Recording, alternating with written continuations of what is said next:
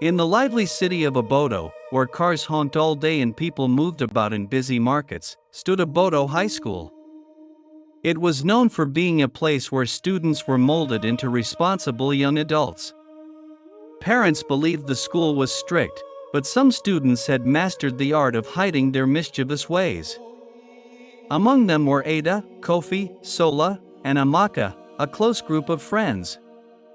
By day, they wore neat uniforms, answered questions in class, and acted like perfect students.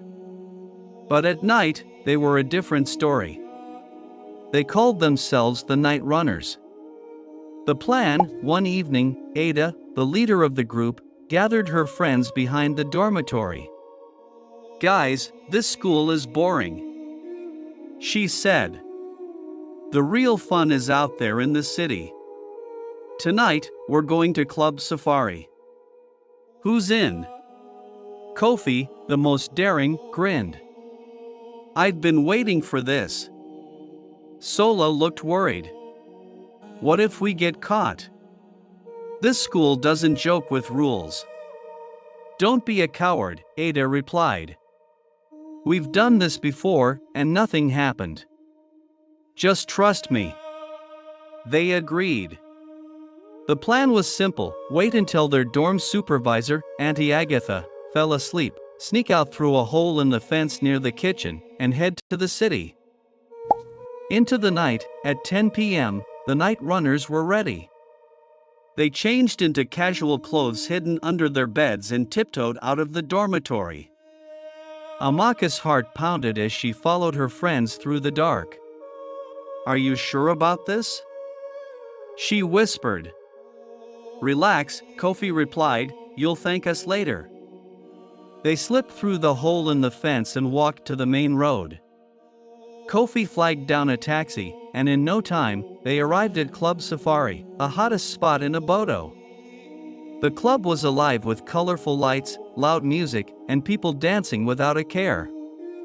Ada led the group inside confidently, as if she belonged there.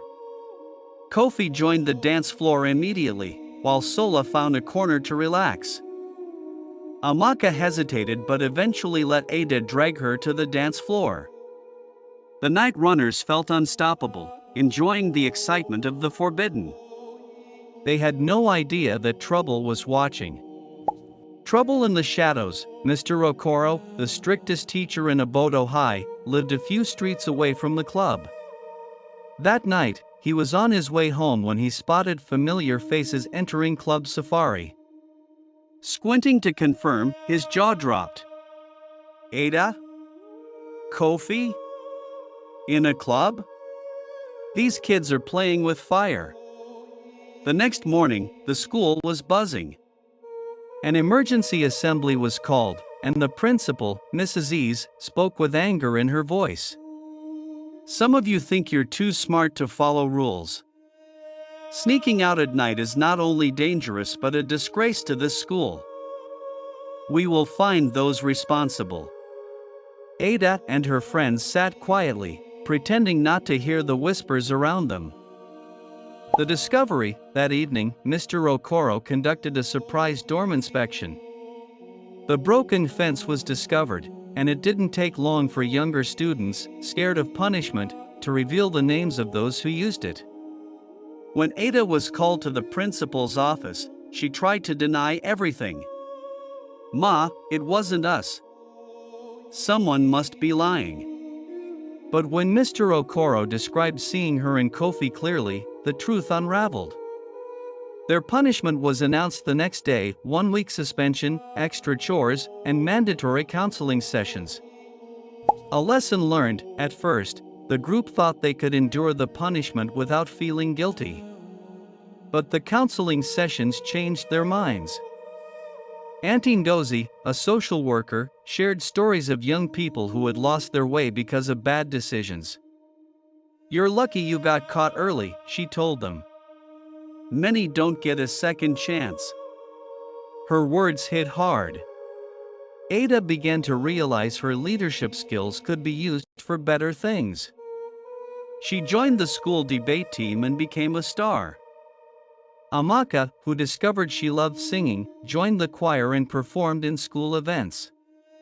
Kofi and Sola focused on their studies, earning top grades that made their parents proud. A new path. Years later, the Night Runners had transformed. Ada became a lawyer, using her confidence to fight for justice. Amaka pursued music, singing in concerts across the country.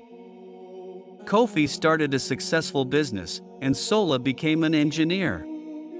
Their story became a legend at Obodo High School, told to warn younger students about the dangers of sneaking out and chasing temporary thrills. They learned that true fun comes from achieving dreams, not from breaking rules. From that day on, they were grateful for the second chance they were given to turn their lives around.